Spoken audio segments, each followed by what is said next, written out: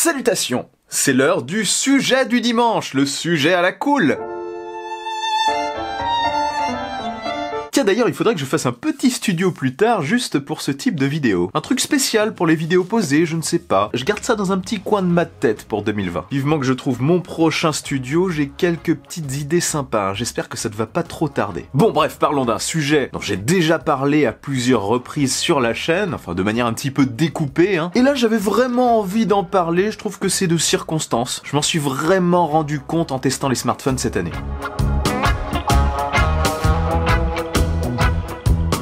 Oui, les smartphones, c'est fini. Finito, terminé. Ne comprenez pas là qu'il n'y en aura plus, hein. Je dis pas, le smartphone c'est fini, on va revenir à nos vieux portables d'antan, ou alors à des portables à dynamo avec une espèce de moulinette. Non, pas du tout. Une moulinette, pourquoi pas, je place des mots super comme ça. Donc non, pas de retour à nos anciens téléphones mobiles d'avant de la mort, hein. Ce que je veux dire en fait, c'est qu'on est arrivé au bout des véritables innovations pour moi sur le marché du smartphone. On est arrivé à l'apogée du smartphone. On est monté, on a progressé, puis là, on va dire qu'on stagne. Enfin, on évolue, mais tout doucement. Et plus je teste de modèles, plus c'est flagrant. Tout devient relativement similaire d'un modèle à l'autre, enfin, en fonction de sa gamme. Les écrans d'abord, ils sont excellents, tous très proches du full screen, bon on garde un petit peu parfois un petit menton, et pour le haut de l'écran ça dépend, on a le choix entre les encoches, les poinçons, quelle que soit leur position, et les tiroirs, entre autres, hein, il y a aussi les écrans au dos, etc. Tout ça visant à étirer l'écran le maximum sur la surface frontale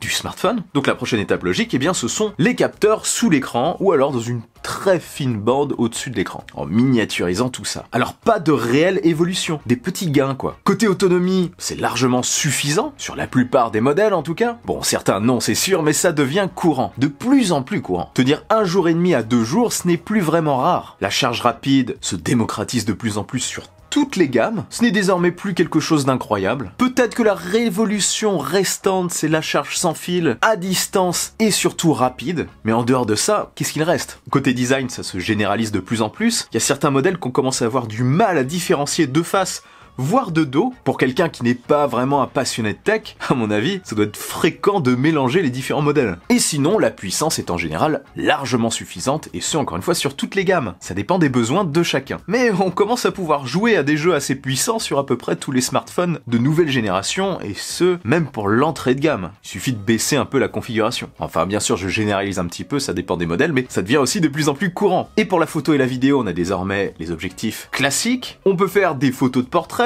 des photos en ultra grand angle, des photos avec un téléobjectif, on a même atteint chez Huawei des téléobjectifs assez impressionnants. On a aussi les photos de nuit et ça va même maintenant jusqu'à l'astrophotographie, le fait de photographier les étoiles dans de bonnes conditions. Et en vidéo, n'en parlons pas, sur les modèles haut de gamme, on se retrouve carrément avec des appareils super stabilisés qui peuvent filmer jusqu'en 4K 60 images par seconde. C'est assez violent. Alors qu'est-ce qu'il reste réellement au smartphone pour nous surprendre? C'est ça la vraie question. L'écran full bord à bord, c'est plus très surprenant. De meilleures photos? Oui, mais maintenant, c'est pratiquement que de l'amélioration. Rien de vraiment surprenant encore une fois. La batterie?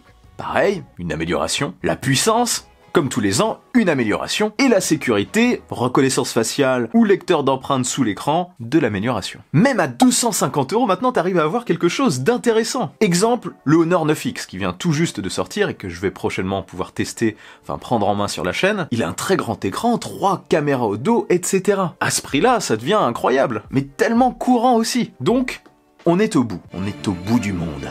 Au bout de l'humanité.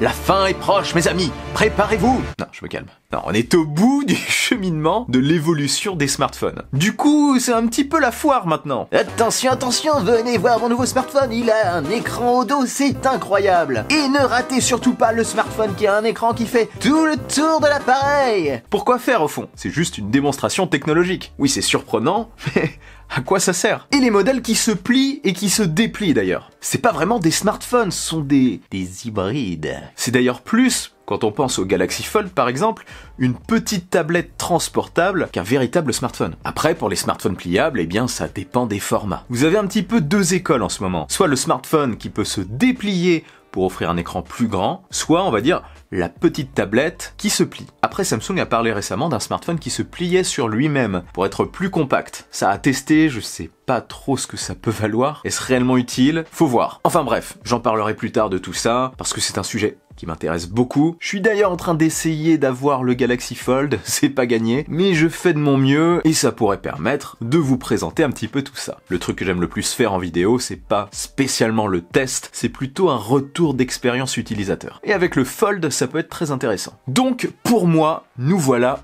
au bout. Ça en devient presque un peu répétitif en fait. Et je pense que la tendance va s'accentuer. À chaque sortie de nouveaux modèles, on aura un petit peu l'impression de voir juste de l'amélioration. Sauf en cas de gros craquage bien sûr. En gros, pour moi, le marché est totalement mûr et saturé. La course à la réelle innovation sur le marché des smartphones est terminée pour moi. On étire les écrans, on les agrandit, on améliore la photo, enfin je vous ai expliqué mon point de vue. En gros, le smartphone du futur est probablement déjà entre vos mains. Maintenant par contre, il va falloir tourner notre regard vers autre chose. Vers le secteur des produits à écran qui se plient. Après, ça reste un secteur un petit peu à part, comme les grands smartphones. C'est peut-être un secteur qui aura sa cible, mais ça sera pas généralisé, enfin pas tout de suite. Et encore moins si les lunettes de réalité augmentée arrivent, car pour moi, ça pourrait profondément bouleverser nos usages, pas tout de suite, mais dans quelques années. Ça pourrait bouleverser nos usages, notre quotidien, comme le smartphone l'a fait à son arrivée. Sauf que là, avec les lunettes, à mon avis, ce sera progressif. Un accessoire, comme je le dis à chaque fois, qui deviendra peut-être progressivement indispensable et qui se substituera peut-être au smartphone. Et pas seulement au smartphone,